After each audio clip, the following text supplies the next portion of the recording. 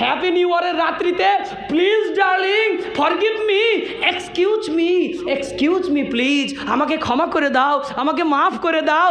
এত সুন্দর করে ডার্লিংয়ের কাছে তওবাত করছে, জীবনে কোনদিন রমজান মাসে আল্লাহর কাছে ওরকম করে চাইনি। আস্তাগফিরুল্লাহ। প্রেমিকার কাছে চাইছে, বিয়েও করেনি, প্রেমিকার কাছে ক্ষমা চাইছে, আল্লাহর কাছে চাইছে না, প্রেমিকার কাছে ক্ষমা চাইছে। অনেকেই বসে আছে, আশপাশে অনেকেই আছে যারা ক্ষমা চাওয়ার জন্য প্রস্তুত হয়েছে। মোটামুটি 2024 সালে ক্ষমা চেয়ে নিয়ে আবার পুরাতন যত গুনার কাজ আছে সব করবো আমি। বুঝতে পারছেন না? একেবারে দুনিয়ার যত খারাপ কাজ আছে সব করে নেবো, আবার 25 সালের শুরুতে আরেকবার ক্ষমা চেয়ে নেবো, প্লিজ এক্সকিউজ মি, আমি যা করেছি, what have I done, I have done sin, আমি গুনার কাজ করেছি, so I will not do that, আমি ওটা আর করবো না, please forgive me, please excuse me, don't angry with me, আমার উপরে রাগ করো না। এইরকম করে সুন্দর করে রাতে চ্যাটিং করবে, হ্যালো হাই ফ্রেন্ড। একবারে রাত্রি 12টা বাজবে কখন, মসজিদের ঘড়িতেও কিছু কিছু দেখছে, আর কিছু কিছু লোক বাড়িতে ঘুমাবে না, মানে এই 1 তারিখের রাত্রি যেদিন পড়বে সেদিন একবারে ঘড়ির দিকে হাঁ করে তাকে বসে থাকবে। কখন? এই তো 11:59, আচ্ছা এত সেকেন্ড, এই 12টা বাজলো, 12টা বাজলো, বিরাট আনন্দ খুশি। হ্যাঁ, তোমার হ্যাপি নিউ ইয়ার নাকি, তুমি আনন্দ করছো? আস্তাগফিরুল্লাহ।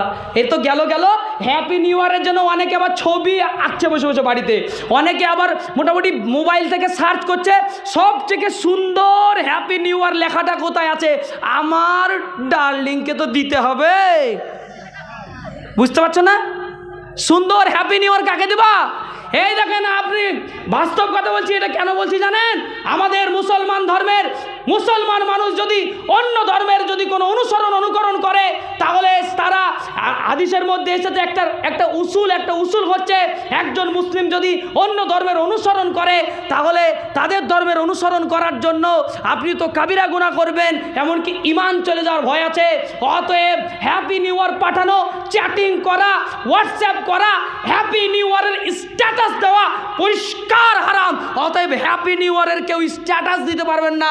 বান্ধবী, তোমার জন্য এই বছর তো চলে গেল, তোমার জীবন থেকে হয়তো আমিও চলে যেতে পারি, আমার সঙ্গে তোমার আর কোনো দিন দেখা হবে কিনা জানি না, আমি তো এই দুনিয়ার জমিন ছেড়ে চলে যেতেও পারি। এই বছরটা তোমার সঙ্গে আমার কত কথা হয়েছে, তুমি আমাকে ক্ষমা করে দাও। হ্যাপি নিউ ইয়ারের রাত্রিতে please darling forgive me, excuse me please, আমাকে ক্ষমা করে দাও, আমাকে মাফ করে দাও।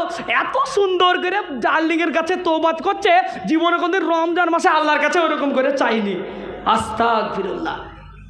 প্রেমিকার কাছে চাইছে, বিয়েও করেনি, প্রেমিকার কাছে ক্ষমা চাইছে, আল্লাহর কাছে চাইছে না, প্রেমিকার কাছে ক্ষমা চাইছে। অনেকেই বসে আছে, আশপাশে অনেকেই আছে যারা ক্ষমা চাওয়ার জন্য প্রস্তুত হয়েছে।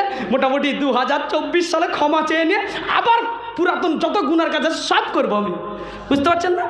একেবারে দুনিয়ার যত খারাপ কাজ আছে সব করে নেবো, আবার 25 সালের শুরুতে আরেকবার ক্ষমা চেয়ে নেবো, প্লিজ এক্সকিউজ মি, আমি যা করেছি, what have I done, I have done sin, আমি গুনার কাজ করেছি, so I will not do that, আমি ওটা আর করবো না, please forgive me, please excuse me, don't angry with me, আমার উপরে রাগ করো না।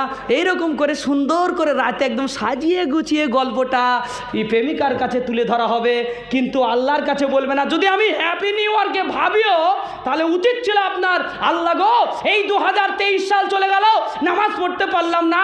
প্রত্যেক শুক্রবারে বলেছিল আমাকে পাড়ার লোকেরা, জামাতের মানুষ আমাকে গিয়ে বলেছিল ভাই নামাজ পড়তে চলো, তাবলিগের মানুষ বলেছিল নামাজ পড়তে চলো, আমি বলেছিলাম চাচা সামনে শুক্রবারে যাব।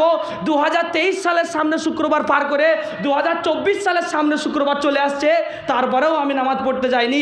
আল্লাহ, এত বড় ভুল কাজ আমি করেছি, অন্যায় করেছি, এই অন্যায় আমি করতে পারি না, আল্লাহ তুমি আমাকে ক্ষমা করে দাও, আল্লাহ তুমি আমাকে মাফ করে দাও। কোথায় আল্লাহর কাছে ক্ষমা চাইবে, তারা তো প্রেমিকার কাছে ক্ষমা চাইছে। কি ইসলাম আমরা দিয়েছি, কি সমাজ আমরা তৈরি করেছি, আল্লাহ কবুল করুক। আচ্ছা, আমাদের সমাজে আজ এই অবস্থা হওয়ার পিছনে কারণ কি? আমি বর্তমান সমাজের উপরে কথা বলি, আপনাদের আশা করি কিছুক্ষণ পরে আরও কিছু গুরুত্বপূর্ণ কথা কোরআনের তাফসীর থেকে বলার চেষ্টা করব, যেগুলো আপনাদের গুরুত্বপূর্ণ প্রশ্নের মধ্যেই পড়ে। কথা হচ্ছে, আমাদের দেশের শিক্ষার অবস্থা এমন হওয়ার পিছনে কারণ জানেন? এখানে অনেক জ্ঞানীগুণী ভাই আছেন, আমি নতুন গ্রামের মানুষকে ছোটোবেলা থেকে চিনি, আমি এই গ্রামে অনেকবার এসেছি, কেউ আমাকে চিনেন না, আমি অনেকবার এসেছি, অনেকবার ঘুরেছি। আমাদের বাকায়দা আমাদের আত্মীয় আছে বিভিন্ন পাড়াতে, আমাকে তারা ভালোই চেনে, আমি জানি না তারা এখানে আছে কি না। তো ঘটনা হচ্ছে আমি অনেকবার এখানে এসেছি, এখানে অনেক মানে জব মানুষ আছে, যারা সরকারি জব করে, চাকরিজীবী মানুষ আছে, শিক্ষিত মানুষ আছে, আশা করি আমার কথাটা বুঝতে পারবে। এক সময়তে ঘটনা ছিল এরকম, আমরা যারা লেখাপড়া করেছি ছোটোবেলায় দেখবেন বর্ণনা, ওই বর্ণ পরিচয় বইটাতে বিদ্যাসাগরের বইয়ে, তারপরে বিভিন্ন রকমের ছোট বাচ্চাদেরকে যেই বই দিয়ে বাংলা শেখানো যায়, এই বইটাতে লেখা আছে বাংলা রিডিং পড়ার জন্য।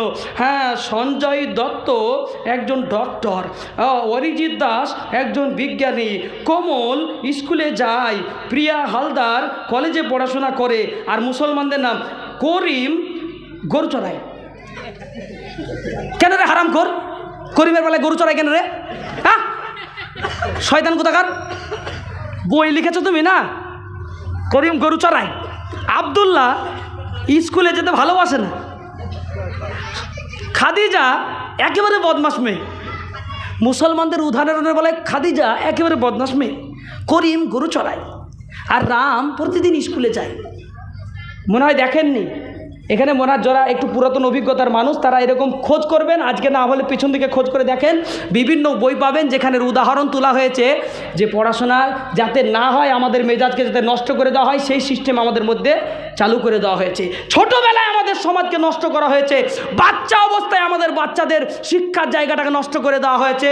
তাই বলবো, আপনার ছেলেকে আর পড়াতে পারবেন না আপনি যখন ভেবেছেন কোরআন পড়ানোটা আমার পরে আর বাংলা পড়ানোটা আমার আগে, যখন আপনি ভেবেছেন I have to teach my Son first time English, Bengali, history, physical science, life science, I have to teach first time, এটা যারা ভেবে নিয়েছেন প্রথমে আমাকে বিজ্ঞান পড়াতে হবে, ইংরেজি পড়াতে হবে, আল্লাহর কোরআনটা, ও বেটা তুমি যদি হাতে টাইম পাও তাহলে মসজিদে যেও, হাতে টাইম পেলে কোরআন পড়তে যেও, আর হাতে টাইম না পেলে বাংলা, ইংরেজি, ইতিহাস, ভূগোল, all subjects you can read, all subjects you can learn, no problem.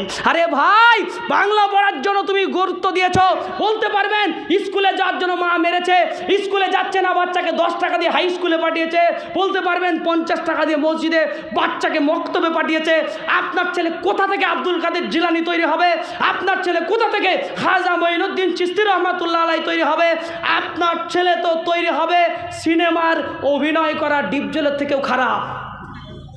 হ্যাঁ, কি করে তৈরি হবে আপনার সন্তান? আপনি তো বলছেন বাংলা পড়ার টাইম, ইংরেজি পড়ার টাইম তো পরপর দেখিয়ে দিচ্ছেন। এই নতুন গ্রামের ওই পাড়ায় তোকে ইংলিশের মাস্টার দিয়েছি, ওই পাড়ায় তোকে বাংলার মাস্টার দিয়েছি। আব্বা আমার আরবির মাস্টার নাই, এ কথা না বাচ্চা জিজ্ঞেস করেছে আর না বাপ বলেছে তোর জন্য ওই মসজিদে তো তুই পড়তে যেতে টাইম পাস না, মক্তবে তো যেতে পারিস না, এই জন্য আমি মসজিদের ইমাম সাহেবকে বলেছি আমার বাড়িতে আমার ছোট মেয়েটাকে আর তোকে পড়াবে, তোদের 2 ভাই বোনকে পড়াবে, আমি ইমাম সাহেবকে মাসে মাসে 2000 টাকা দিয়ে দেবো, কোনো রকম কোনো সমস্যা নাই। আরে ভাই, তা করলেন আপনি, বরঞ্চ 2 বছর ধরে মসজিদে গেল, 2 দিন গেল, আবার 4 দিন গেল না, 10 দিন গেল, আবার 10 দিন গেল না, 2 মাস পর গিয়ে আবার আম্মা পড়া ধরেই নিয়েছিল, হঠাৎ করে আবার 2 মাস পর পাঠালেন, আবার সে কায়দা থেকে শুরু করলো। ওই তো চলে নাকি? বুঝতে পারছেন না? বাস্তব কথাগুলো বলতে পারছি, বুঝতে পারছেন না? এইগুলোই তো চলে। এবার টেনে পেড়ে যদি কারোর মেয়ে যদি কোরআন ধরিয়েও নেয় তাহলে মৌলভী সাহেবের পুরস্কার জানেন তো, 50 টাকার মিষ্টি। ও বাবা, কি খুশি গো! নোংরা পরিবেশ তৈরি করেছো তুমি। আচ্ছা বলো, তোমার ছেলে যখন ইংরেজি রিডিং পড়তে শিখেছিল তখন কি তুমি মাস্টারকে 50 টাকা দিয়ে মিষ্টি কিনে দিয়েছিলা না 500 টাকা করে মাসে বেতন দিয়েছিল? কোনটা, টাকা না মিষ্টি? কথা বলেন। টাকা দিয়েছে না? তা আমি বলছি টাকার বিনিময় ছাড়া যেই জামানায় অন্য কোনো শিক্ষা হয় না, সেই জামানায় টাকার বিনিময় ছাড়া কোরআন শিক্ষাও হবে না। কারণ হচ্ছে ইংরেজির চাইতে, বাংলার চাইতে, ভূগোলের চাইতে, ইতিহাসের চাইতে আল্লাহর কোরআনের দাম অনেক বেশি, অনেক বেশি, অনেক বেশি। না মানছেন না? যদি মানছেন তাহলে ইংরেজি পড়ার জন্য যদি 500 দেন তাহলে আরবি পড়ার জন্য 1000 টাকা দিতে হবে। আপনার ছেলে তাহাজ্জুদের নামাজ পড়ে আপনার জন্য দোয়া করবে। আর যদি মনে করেন তা পারবো না তাহলে সুন্দর করে একটা ভিভো মোবাইল কিনে দেবেন। বুঝতে পারছেন না? না হলে একটা ওপো মোবাইল কিনে দেন, এরকম করে মোবাইলটা খুলবে, তারপরে ইংরেজির মাস্টার দিতে হবে না, আপনার ছেলে এমনি ইংলিশ শিখে যাবে। কী করবে জানো তো? এই যে ভালো করে দেখেন, এই যে গেম বের করেছে, open open first, go go go go go, side please, side side, shoot shoot shoot shoot, kill kill kill, side, damage, help. আরে একটা কথা বাংলা বলেছে? বলেন বলেন, একটা কথা বাংলা বলেছে? ওদের যেটা কথা সেটা আমি নকল করছি, একটা কথাও বাংলা বলেনি। আমি বলতে চাইছি ফালতু স্কুলে ভর্তি করে লাভ নাই। আপনার ছেলের একটা মোবাইল আছে, আর একটা মোবাইল কিনে দেন, সারাদিন শুধু খেলবে, একটা চার্জ ফুরিয়ে যাবে আর একটা চার্জ লাগাবে, একটা চার্জ ফুরিয়ে যাবে আর একটা চার্জে লাগাবে, আর এরকম সারাদিন যদি ফ্রি ফায়ার আর পাবজি খেলে ইংলিশের মাস্টার হয়ে যাবে, বড় কোম্পানিতে চাকরি পাবে। শয়তান চল শুরু করেছে। আর এই মাদের কাছ থেকে কি করে আব্দুল কাদের জিলানি, আচ্ছা আমি আব্দুল কাদের জিলানির নাম নিচ্ছি কেন গো? আমি পীরপন্থী গো, বুঝতে পারছে না দেখে? এরা ভাবছে যে দেওবন্দি আলেম নিয়ে আসলাম আর পীরপন্থী বলছে, তার মানে উলামায়ে দেওবন্দ পীর ভালোবাসে, উলামায়ে দেওবন্দ পীর ভালোবাসে। পীর মানে হচ্ছে শিক্ষক। কোন পীর হতে হবে জানেন? আল্লামা আশরাফ আলী থানভী রহমাতুল্লাহ আলাইহি লিখেছেন এবং জালালউদ্দিন সুয়ুতি মাহাল্লি ইনারা লিখেছেন যে যারা পীর সাহেব হবে তিনাদের দুটো যোগ্যতা, এক তফসিরের বড় বড় কিতাব আরবিতে পড়ানোর যোগ্যতা থাকবে, নাম্বার দুই তারা মেশকাত শরীফ পর্যন্ত হাদিস পড়াতে পারবে ছাত্রদেরকে। এরকম যোগ্যতা যার মধ্যে আছে সে যদি পীর সাহেব হয় নিশ্চিত তার হাতে বায়াত গ্রহণ করো, তার কাছ থেকে শিক্ষা অর্জন করো, নিশ্চিত তোমাকে সঠিক পথ গ্রহণ করাবে। আর যে পীর সাহেব বাংলাতে কোরআন শরীফ দেখে দেখে পড়ে আউযু বিল্লাহি মিনাশ শাইতানির রাজিম, তো যা হলো হলো, এরপরে যখন ইন্না আতয়না ধরেছে গো, আল্লাহু আকবার, ইন্না আতয়না কাল কাউসার ফাসাল্লি লিরাব্বিকা ওয়ানহার, এরকম কোরআন পড়লে তো পীর সাহেব ভালোই হবে, তাই না? হ্যাঁ হ্যাঁ হ্যাঁ, আস্তাগফিরুল্লাহ, ফাসাল্লি লিরাব্বিকা ওয়ানহার, এরকম করে পড়ে